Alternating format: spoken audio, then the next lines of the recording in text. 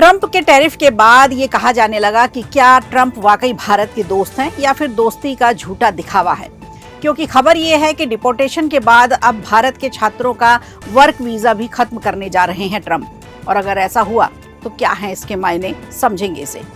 वहीं दूसरी तरफ क्या कांग्रेस अब मुस्लिम तुष्टीकरण के बाद दलित तुष्टीकरण की ओर चल पड़ी है? अहमदाबाद में पार्टी किस नई नीति पर काम करने जा रही है, ये भी जानेंगे आज। इसके अलावा 2027 के यूपी विधानसभा को लेकर भाजपा पूरी तरह से तैयार है, रोड मैप क्लियर है और रणनीति भी बन गई है। तो क्या है नई रणनीति, इस पर भी एक नजर। नमस्कार, खबर प्रधान शो देख रहे हैं आप और मैं हूं संगीता श्रीवास्तव।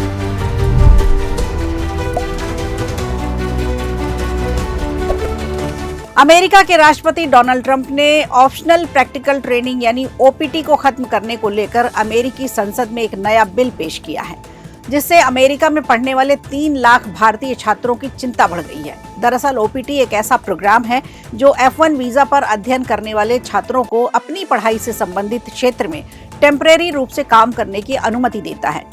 इससे विज्ञान, टेक्नोलॉजी, इंजीनियरिंग और गणित के अंतर्राष्ट्रीय छात्रों को ग्रेजुएट होने के बाद अमेरिका में 3 साल तक रहने की और नौकरी खोजने की परमिशन रहती है। ऐसे में अगर बिल पास हो जाता है तो छात्रों को F1 वीजा पर काम करने की अनुमति नहीं होगी। इसके अलावा F1 वीजा को वर्क वीजा में परिवर्तन नहीं करा सकेंगे। ऐसे छात्रों को अमेरिका में काम करने के लिए H1B वर्क वीजा लेना जरूरी होगा। दरअसल ये स्थिति उन छात्रों के लिए चिंताजनक ज्यादा है जो H1B वर्क वीजा के लिए आवेदन कर रहे हैं। रिपोर्ट की माने तो पता चलता है कि साल 2023-24 के एकेडमिक ईयर में अमेरिका में 3 लाख से ज्यादा भारतीय छात्र रहे, जिनमें से लगभग 33% ओपीटी के लिए पात्र थे।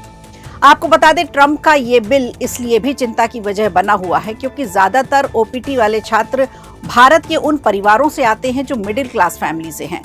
एक बहुत बड़ा रिस्क लेकर वो अमेरिका जाते हैं। अब कुछ लोगों को इस पर यह कहना हो सकता है कि अमेरिका जो कर रहा है सही कर रहा है, क्योंकि कई लोग इस नीति का गलत फायदा भी उठाते हैं। लेकिन वहीं अगर खबर की माने तो पता चलता है कि जब से ट्रंप सत्ता में आए हैं तब से ही उन्होंने छात्रों के F1 वीजा को मामूली अपराधों के आधार पर भी रद्द करना शुरू कर दिया है, जिसमें ट्रैफिक नियमों का उल्लंघन, drink and drive, over speeding और शॉपलिफ्टिंग जैसे अपराध भी शामिल हैं। तो देखने वाली बात होगी अब ट्रंप की नई नीति छात्रों को किस तरह से नुकसान पहुंचा रही है।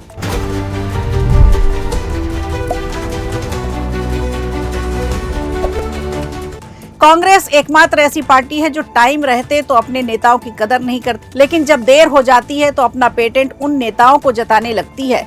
दरअसल कल और आज कांग्रेस का 84वां अधिवेशन अहमदाबाद में हो रहा है। इस अधिवेशन में कांग्रेस ने गांधीवादी विचारधारा और सरदार वल्लभ भाई पटेल तो याद करते हुए विचार विमर्श शुरू कर दिया है। इस अधिवेशन में कांग्रेस की रणनीति बनी, जिसे लेकर कांग्रेस नेता राहुल गांधी ने मंगलवार को पार्टी की कार्यसमिति की एक बैठक में अहम बात कही। राहुल गांधी ने कहा कि अगर हमें भाजपा और मोदी सरकार को हराना है तो ओबीसी समाज को साथ लेना होगा।